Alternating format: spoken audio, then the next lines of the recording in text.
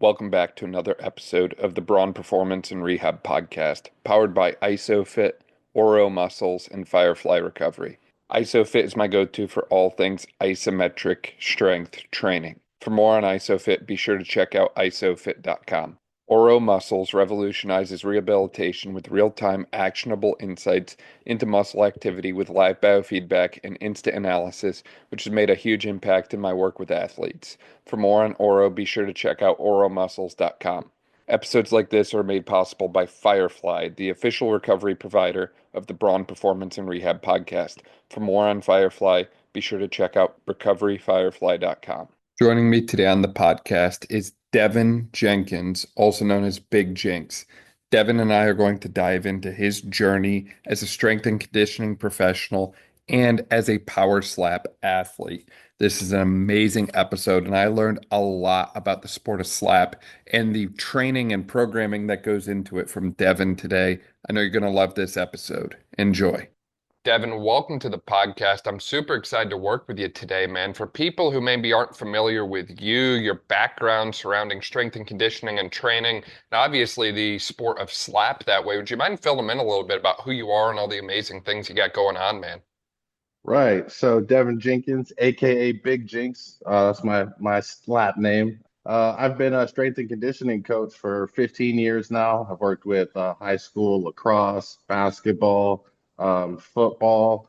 I've been a consultant and gone around helping educate kids about foam rolling, mobility, stretching, dynamic warm-ups, things like that. I've only been doing power slap for maybe like a year, maybe a little bit over a year. I mean, the sport itself has only been around for maybe 2 years now, since like 2022. Everybody's fairly new to understanding the sport. I also got into a little bit with PT, physical therapy, and rehab.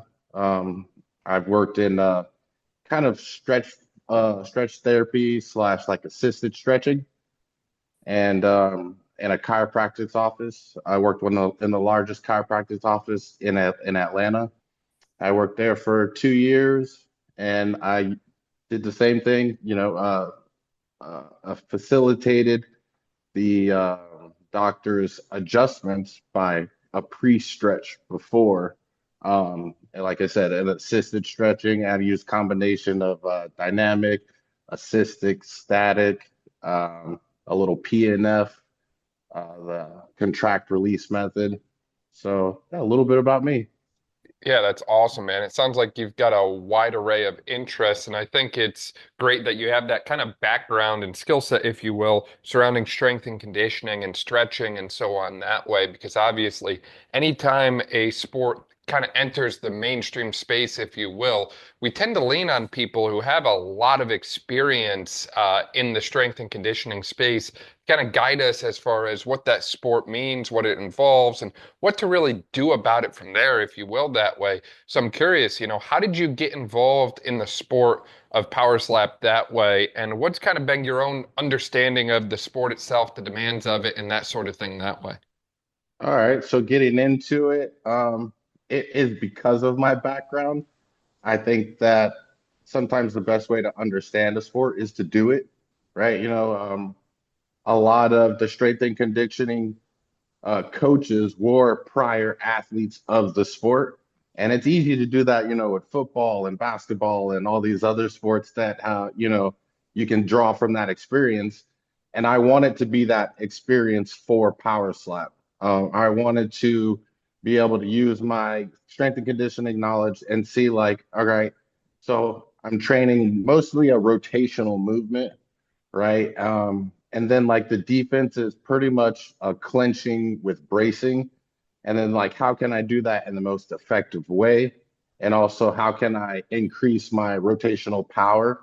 Honestly, I found that like using isometrics is going to be the base of it. And that has been my base of it, is finding where like my point of contact is, usually like where I'm going to hit the face, and seeing what that shape, what that position looks like, and then finding a way to isometrically mimic that position.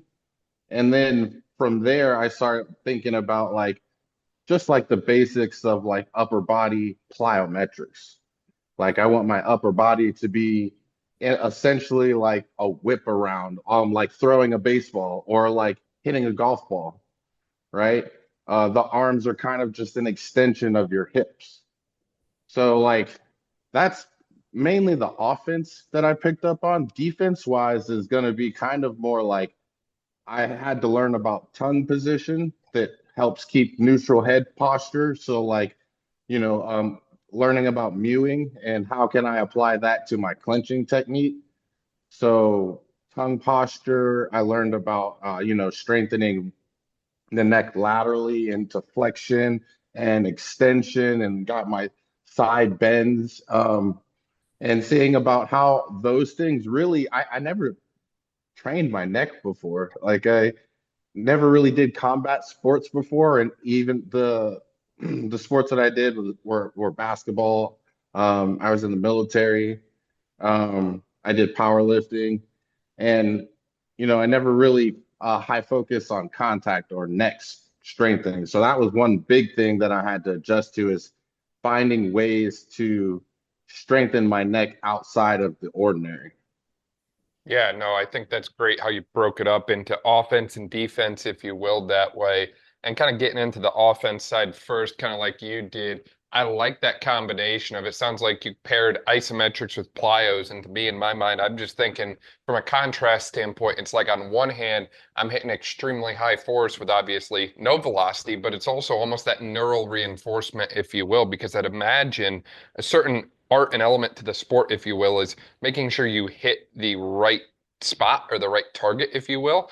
Yeah. I would imagine you're a lot less effective if you're not hitting the spot that you want to. So if you can really kind of lock that in and build a ton of time under tension there in that same spot, same position over and over and over again from an isometric standpoint.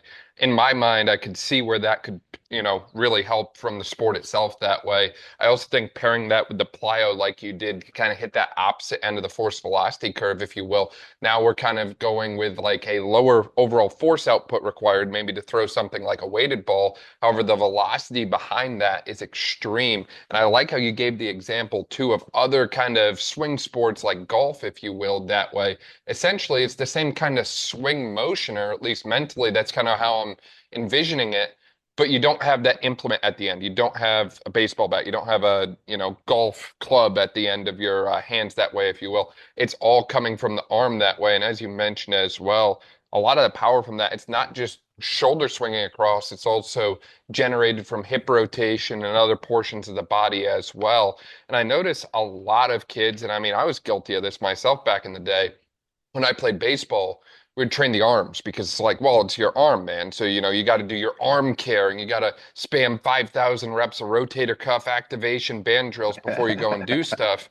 When in reality, that's not where a lot of the power comes from. Obviously, it's displayed through the arm, but it's actually generated from other portions of the body. So, making sure things like the core and the hips are well trained and well developed, I'd imagine, are absolutely essential, because you don't want to have, I call them energy leaks, if you will, in the system where force is generated in one portion of the body, displayed in another portion, but somewhere along the line, things got lost, Loses. if you Yeah. will. So I'd imagine, the training regimen of what you do to prep for a sport like this is absolutely essential and can really make or break your success in the sport, I would imagine.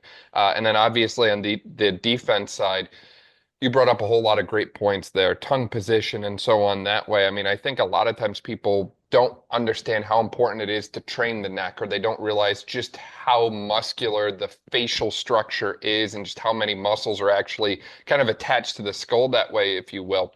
Again, it's very difficult to kind of train these things. And as you mentioned, a lot of people haven't trained them before. And, for a long time, I didn't train it before myself. I didn't really understand or grasp the importance of it, if you will. And now, kind of seeing some of the different research that's come out in different sports, I think football in particular tends to get a lot of research on this, is kind of the concussion incidents, if you will, and the role of neck strength and, potentially reducing the severity of that. It's becoming more and more acknowledged that we need everything to be strong, including the muscles of the head and the neck. And obviously, in a sport like slap, where you're taking a direct blow to the face, I'd imagine having that muscular system built up to kind of act as a bit of a shock absorber, if you will, is very Yeah. imperative to the success of the sport and the athlete that way. Yeah, I like to think of it, trying finding ways to eccentrically load my neck because that's you got to think if like you're sprinting, right, and you're starting to slow down, your deceleration is coming from the hamstrings kind of eccentrically slowing your body down. So big eccentric in change of direction, right? And in braking forces. Like I'm trying to slow down. So I think that I found ways to apply some eccentric, right, pulls and like really focus on slowly coming back. And then you make a pull over while you have, weight, your load pulling this way. I think that's been a real big key too, is just finding ways to also eccentrically and concentrically and isometrically um, give my neck variety and the trap and the sternocleidomastoids and my traps and my rear traps and like all of those systems that honestly most people aren't used to using. And even in football, there could be more work on those systems to help fight against concussions and things like that. But yeah, I've never really worked my system, the upper body like that. And I think that it actually has changed a lot of other things structurally, like down from the head down and from the feet up, um, as probably like the most efficient ways to work. And just changing some of the like things in my jaw and neck, like I noticed that my core can produce more, my hips, my feet are more stable. So it's kind of crazy how much your jaw position and neck muscles play into the rest of your body. Yeah, and have you seen any other carryover in training the jaw and the neck muscles and so on into other things outside of the sport of slap? Like you mentioned, you did powerlifting in the past that way. Do you notice, hey, as I train my neck, some of these other things maybe feel better or move better or something like that? Or the other example that comes to mind for me based on my experience, I've had a lot of individuals seek me out from a PT standpoint because of headaches. And one of the things that I do for individuals that get a lot of headaches and migraines and that sort of thing is we actually strengthen the muscles of the head and the neck. And they notice a lot of benefit from that. So have you kind of noticed any other kind of like side quest benefits, if you will, from this concept of training the head and the neck musculature? Obviously, other sports, yes. I've also seen just like cosmetically, like my jaw and structure around has tightened. So like you can see like my like jaw muscles more. Think of like we do sit at computers and your phone and stuff all day. And even if you just work at like a desk job, like having those muscles can help reduce upper cross syndrome and things like that, where you're in a forward leaning posture. Like, I've how you used to fall asleep on the plane or something like that, and your Yep. neck. I don't have those problems anymore. Like I've fallen asleep in weird positions, but just having that little bit of neck strength makes it so that I'm not having like a crick in my neck for the next 3 or 4 days just because I slept in one position wrong. You know what I'm saying? And that's pretty common No, I love that. I love that. I've noticed something similar too when I'm traveling because it's like some of those hotels, like they skimp out on the pillows, man. It's every garbage. time. Every But time. I'm like, you know what? It's nice to be able to wake up and feel good and not be concerned about like I don't really have like neck pain when I try and sleep anymore, regardless of the pillow that way myself. In relation to the upper cross syndrome as well, that's something that I think people have heard about a lot, especially in like your physio schooling, your exercise science schooling that way. You know, Yanda did great work with that. But it's one of those things that I think people don't necessarily appreciate kind of the classic kind of presentation and how long it takes to develop because a lot of times people feel like, yeah, I'm in that position when I work, but you know what? I can reverse it. I'm good to go. It's one of those things that I think sneaks up on you a lot later in life, if you will. It's like kind of that death by a thousand paper cuts if you will, where it's like, yeah, you can reverse it now, But sometimes it's going to get a little harder to reverse that, a little harder to reverse that. And before you know it, you're going to look like some of these different older individuals that I see that have just this extreme exaggerated thoracic kyphosis and this extreme increase in cervical lordosis where their head is just so far forward So far and down. they're Yeah. unable to reverse it. So it's one of those things that it's like, yes, it can be reversible at a young age. And, maybe it's not the main thing that we're concerned about at a young age, but if we don't address it early on, it can really come back to hit us later in life. And it's one of those things that, plain and simple, especially when we're working with athletes that way, it's not just about sports performance for me. Obviously, that's the main thing, but also like I want them to be involved in sport from a long time, but I also want them to have a really good life outside of sport or as good of a life outside of sport as they can that way, because obviously athletes like to do things and kind of have a life a bit outside of just what they're known for that way, if you will.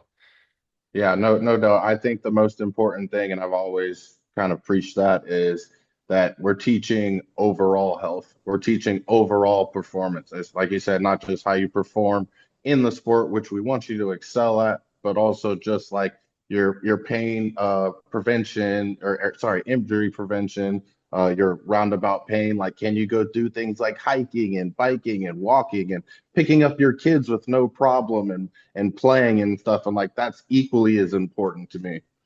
Yeah, 100%, 100%, man. So obviously you've been competing in the sport now a little bit. What have you learned from competing in the sport of slap that maybe you didn't necessarily expect to learn, or something that maybe caught you off guard as you kind of entered this competition world within the sport that way?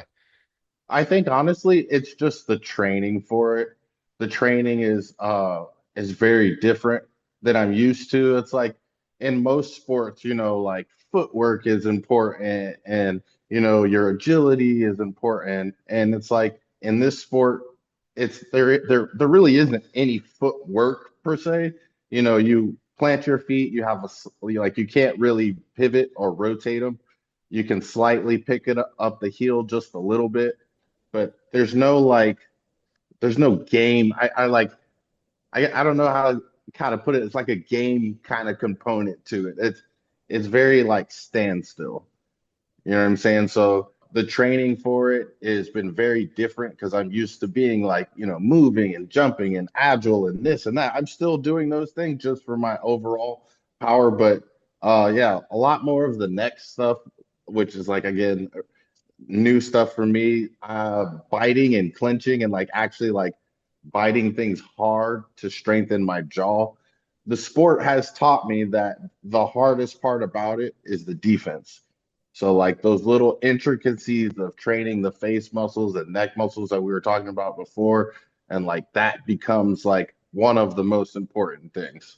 Yeah, no, I can imagine. I can imagine. It's one of those things to give a hit. It's another to take a hit, right? It makes me think of that line from Rocky there. It's not about how hard you hit, but it's how much you can take and keep moving forward at the end of the day. And they say great offense starts with a solid defense that way, if you will. And I mean, just looking at some of the videos and shots that you've taken in the past, dude, like, something like that with half the force, and I'd be, laying on the ground immediately that way. It's really impressive to, think about what the human body can do in response to training that way. I'd imagine for like the offensive side of things, if you will, you're probably not just practicing on like other people. I would imagine you kind of like uh, get creative no, and no. like almost use like maybe like a martial arts implement, if you will, for that, or Yeah, I use one of the heavy bags because because you don't want something that's going to sway easily, right? Because right. you're hitting against resistance. So I have like a heavy bag that doesn't move, and I practice mostly on that. And then some days I use like you said, like a set of mitts, and I just like have someone hold the mitt for me and just work on my slaps that way. But yeah, not really hitting anybody, just more so hitting objects. That's probably going to be the best way to train. For sure. I like that. I like that a lot. And obviously, as we mentioned, your name's Devin that way, but your competition name is Big Jinx that way. Where did that come from? What's the origin of Big Jinx, if you will? So my father, he passed away in 2018, and it's just a big inspiration and motivation, and he taught me to work hard, stay dedicated, and to do your research. That's got kind of the basis of who I am. So it's a good reminder for me. It's a good reminder of my father. I also like the fact that a jinx is someone that brings bad luck. So if you're on that stage with me, something bad is probably going to happen. Well, for what it's worth, I hope I'm never across from you on the stage competing that way. Because, like I said, man, I'm not gonna be able to take that much. I'll be on the floor like that. Hey man, But you probably got a better chance than most. Even the fact that you train your neck, the sport because it is so new, everybody thinks that they can do it, right? And without the proper training, or some guys just getting off the couch, they're like, "Hey, I just have a regular job. I don't do anything else. I'm gonna go try the sport." And that's why it kind of sometimes looks so brutal at the beginning, is because it's like there's a lot of people that don't know what they're doing.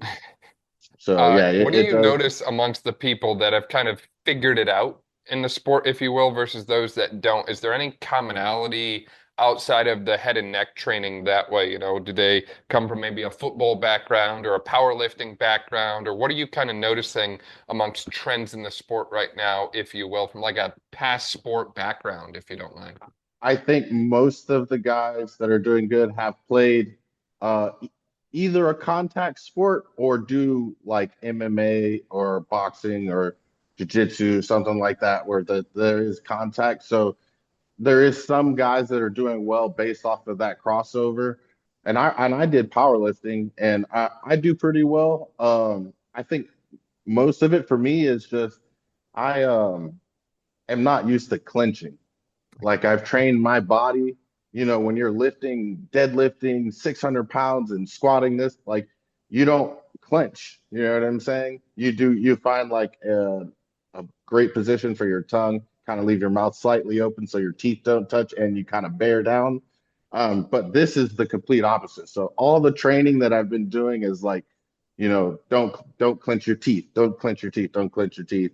And the way actually that I've been retraining it is every time I do any lift, I have some form of mouth guard or piece in there so that I can clinch. And that one thing that you mentioned earlier is like one thing what have I noticed, benefits wise from training that clenching literally has helped me increase my strength, increase my power output, increase on like how hard isometrically I can push duration wise before I tire out. Like wearing a mouthpiece, wearing I use one from New Age. It's a good mouthpiece. They have one that's like a training one that just like two little pieces and it sits down, or they have like a full one. I use like the two little pieces for training, but it gives you something to bite down onto, and that creates better jaw alignment. And when you get better jaw alignment, your strength output is like it's crazy. I can imagine, at the end of the day, it's some of those small things adding up and compounding. And it's interesting you mentioning about the mouth guard because that's something I've seen a number of strongman competitors use for quite some time that way, and they swore by it. And a lot of times I was just like, I can't make that much of a difference. I mean, does a mouth guard really make that much of a change?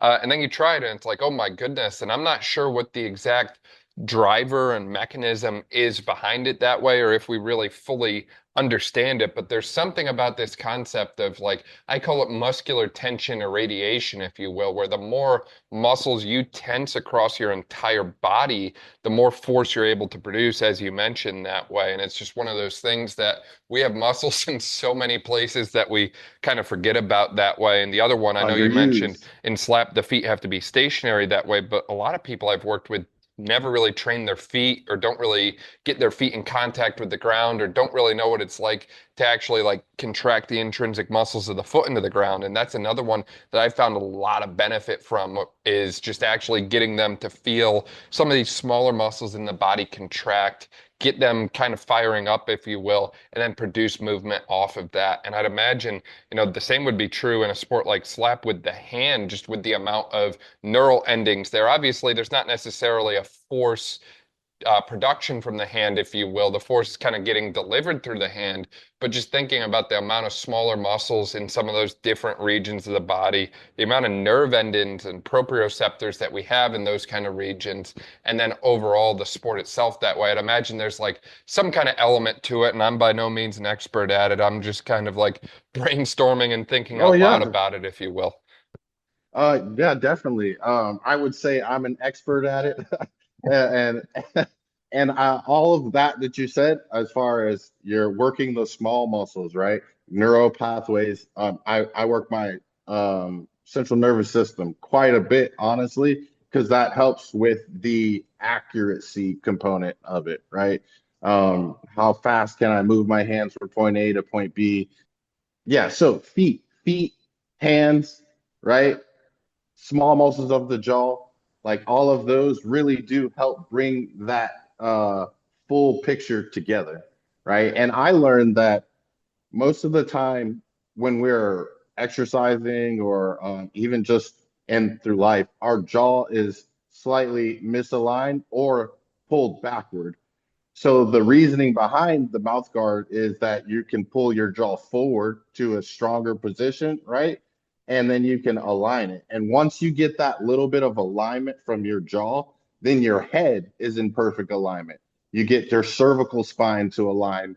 And when your jaw and cervical spine are in perfect alignment, nice and straight, then from everything down gets nice and locked into place.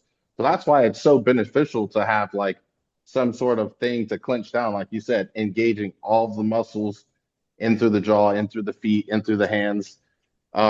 When you do slap, though, you can definitely feel like on the contact of like hitting someone's face and that that you can feel it in your hands, definitely. Yeah, it's Newton's third law at the end of the day. You produce all this force, so that's the action. And, unfortunately, there's going to be an equal and opposite reaction right back into it as well. And I think that's a spot where the isometrics definitely come into play as well, where it's just like, learning to produce, but also stabilize against some of those higher forces, if you will. And again, I think the plyo is absolutely essential there, especially for those higher velocities, like we mentioned earlier. But at the same time, it's also like it's not as much of that kind of like rebound or force back effect, if you will. Oh yeah, the plyometrics are key, and just how fast can you turn your upper body over? Like how fast can you make that rotation from point A to point B? And I think that training my body plyometrically has considerably boosted my the velocity of my upper body, and just like how fast I can use that elasticity. Yeah. Now, obviously, that's on the sport specificity and training that way. How often do you kind of implement more of that like sport specific training approach, if you will? And how do you kind of balance that with some of the kind of general qualities or GPP type things in your own training that way for the sport?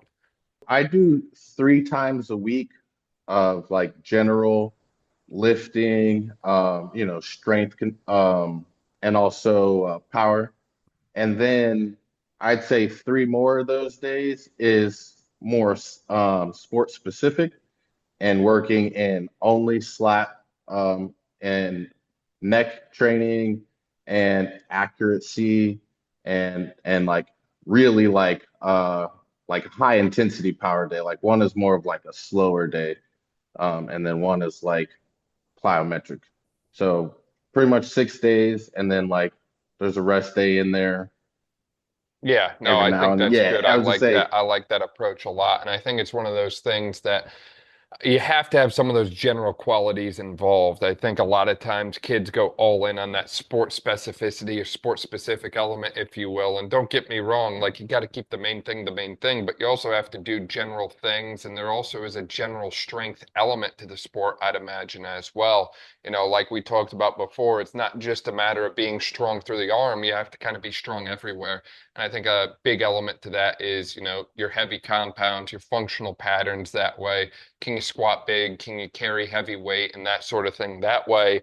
And the goal is to just kind of lay that foundation, if you will, for all of these other more sport specific things to kind of fall into place. And I think it's important to not get fully immersed in the like sports specific side. I think that's obviously what makes the difference from a performance standpoint, but I think you need to keep that general element in your training, if you will. Oh, definitely. In working with like my high school kids and youth kids, they want to do the sport every day, whether it's basketball, lacrosse, soccer. That's what they want to do. That's the if that could be the main and only thing, that's all they would do, right? But trying to get them at least 3 times a week for that general strength, having them jump, having them squat, having them bench, having them throw medicine balls is highly important. I always tell them you could do the sport all day, all you want to, right?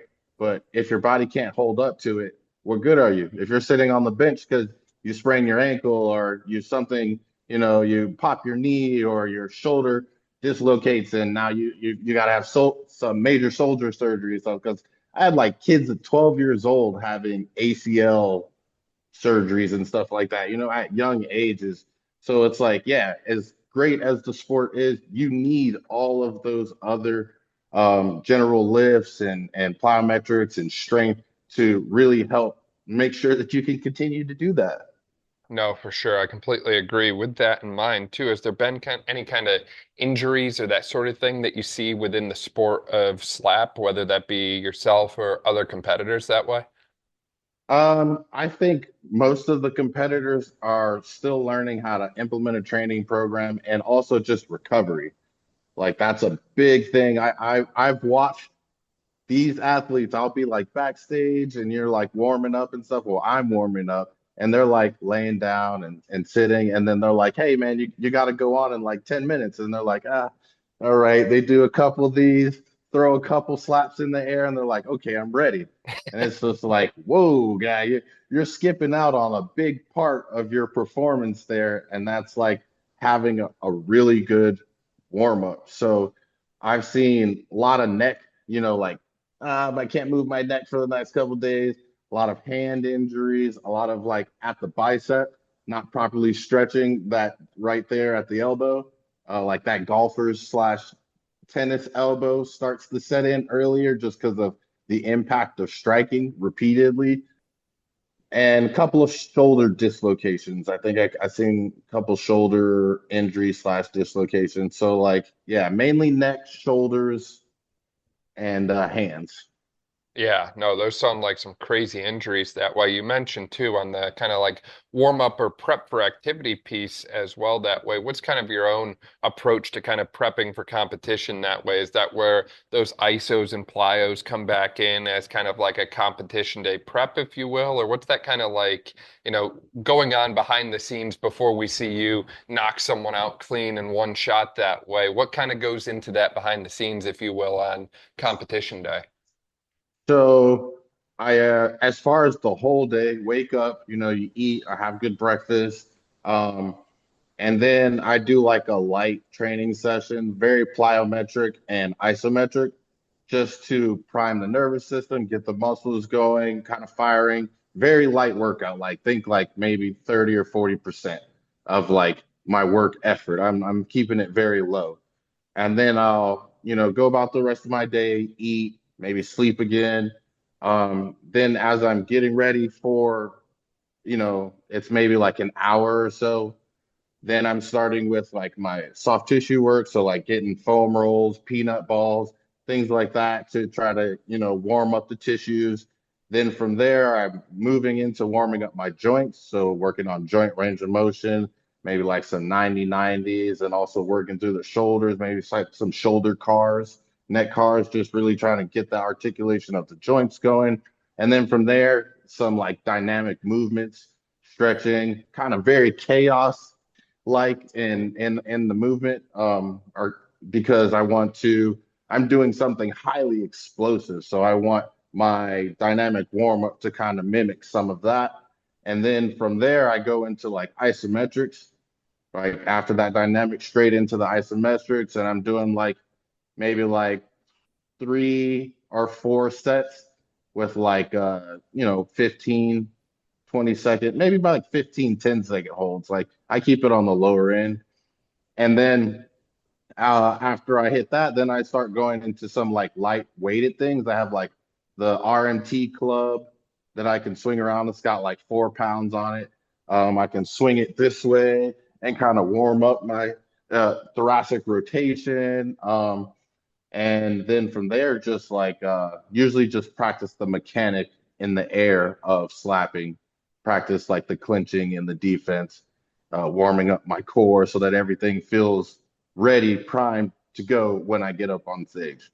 Yeah, no, I like that. I like that a lot. And I think it's one of those things that it sounds like you have a very robust framework built out leading into your competition. I think that's so essential. A lot of times, as you mentioned, people just kind of throw some things together and send it from there. And it's like, I think the more systematic you can be, the more you can kind of look back and reflect and say, hey, how did I do today? How did I feel? What could I do different? What could I do better? And then you're constantly kind of refining that process leading up to competition day, if you will. So I think the more systematic you can be, kind of like you've been in your overall prep for competition, the better off you're going to be. Yeah, I try to tell people this is essentially like when you go up there, like your third heaviest squat or your third heaviest deadlift, or like, you know what I'm saying? So you want your warm up to be like that so that when you get out there and you're only out there for 3 rounds, you know what I'm saying? You got an opportunity to end it in the first round if you decide. So I want to make sure that my body is primed as much as I can going into there, like I said, like my last heaviest set or my second to last heaviest set of like squats, deadlift, bench, like that kind of thought process. 100%. And what's the post-meet recovery or post-match recovery, I should say, if you will? Is that when we roll into like the Waffle House and just kind of load up, or what do we do after competition? So right after competition, I drink like a big protein shake and foam roll, just kind of decompress for like 15 minutes, 10 minutes. I still think that the recovery part of it, that's where, like I said, a lot of people are missing out on it. And I think it's essential right after, like after doing the training session or right after getting off stage and I'm taking those hits or I'm giving those hits, the recovery aspect, maybe some light stretching. Um, and then from there, we're chowing down, man. We're big burgers, we're having steaks, we're having potatoes, we're having something hearty to replenish, refill the tank. Yeah, no, I like that. And even just kind of like that process on the recovery side of you mentioned foam rolling, some stretching, kind of taking the nervous system out from that fight or flight mode down to like kind of normal day-to-day mode, if you will, Yeah, kind of def going from like 100 to 0 that way, because I'd imagine, you kind of get that kind of like competition mindset, competition energy, if you will. And it's one of those things, if you don't know how to turn it on and turn it off, you kind of get stuck on one end of the spectrum, I'd imagine. yeah, you definitely need that time after, because your adrenaline is running and it's been spiked for like the last hour, and you're like, you've been slapped in the face and you're like still trying to calm down and stuff. So like having like a decompression into just being into your normal life is like essential. What do you feel like the future of the sport is going to be? I mean, every time I open Instagram and TikTok, I feel like I'm seeing more of it and it seems to be growing that way. Where do you kind of see this thing kind of leading that way? Well, I would like to be the future of the sport, honestly. I think that all of the things that I'm implementing now, other people are watching it, other athletes are watching it, and they're also taking notes of what I'm doing. So the competition level will only increase after they start implementing these training tips and these recovery tips. Because, like I said, right now it's a lot of guys who don't know too much about the training and too much about the recovery or and longevity. You're going to need those things to keep doing this over and over and over again. 100%. I like that. I like that a lot. Again, it's not just here for a good time. We want to be here for a long time as well. I mean, we've seen other athletes defy the odds in sport that way. You get your LeBron James and Tom Brady and those guys out there, obviously. That's also very, very true in other sports. You can compete long into your career after decades. It's just you got to take care of your body. You got to do it right. Again, they Yeah. can do it in sports like football and basketball. You could also do it in something like slap. But as you've kind of mentioned multiple times that way, you have to take care of yourself. You have to train properly, recover properly, fuel properly, and obviously sleep that way. It sounds like you're a wealth of knowledge in relation to this sport and the training that goes into it that way. For people listening, do you offer kind of training programs, online training, that sort of thing to kind of help them prep for slap that way? Yeah, yeah. So it's www.jinxsa.com. So strength and aesthetics. And yeah, you can go on there. I do for SLAT programming. I do whatever sport that you're into. If you're coming off of an injury, if you're just wanting to improve your performance, you're wanting to improve your quality of life, you're wanting to improve your nutrition, just pretty much and anything in the fitness and health realm. That's what I'm here for. That's awesome. We'll link to that in the description below too. That way, if you didn't quite catch it, you can just click there, see everything that Devin is offering that way. Is there anything we missed as we've been chatting about power slapping or training that goes into it there, Devin? I think the only thing that I would like to discuss is, people see the sport and it's like it does look violent or brutal, but it is based upon how the person takes care of themselves. And it's like people are worried, oh, aren't you going to get CTE and concussions and stuff like that? And it's like the brain is very resilient, right? And if you treat the brain properly, right? If you give it healthy food, if you're reducing on processed foods, you're going more organic, you're eating 4 to 6, really like 6 to 8 servings of veggies and fruits and lot and high protein diet, and you're taking the supplements that you need. Like I definitely take more like fish oils and omegas, or things that help with memory and brain. Like if you're doing all of those things like you're supposed to be doing, then the danger of the sport is very minimal. It's when you're in the sport and you're taking the things and you're not taking care of your body and doing that to recover, then yeah, I would be worried about anybody that got a concussion and didn't take care of themselves after.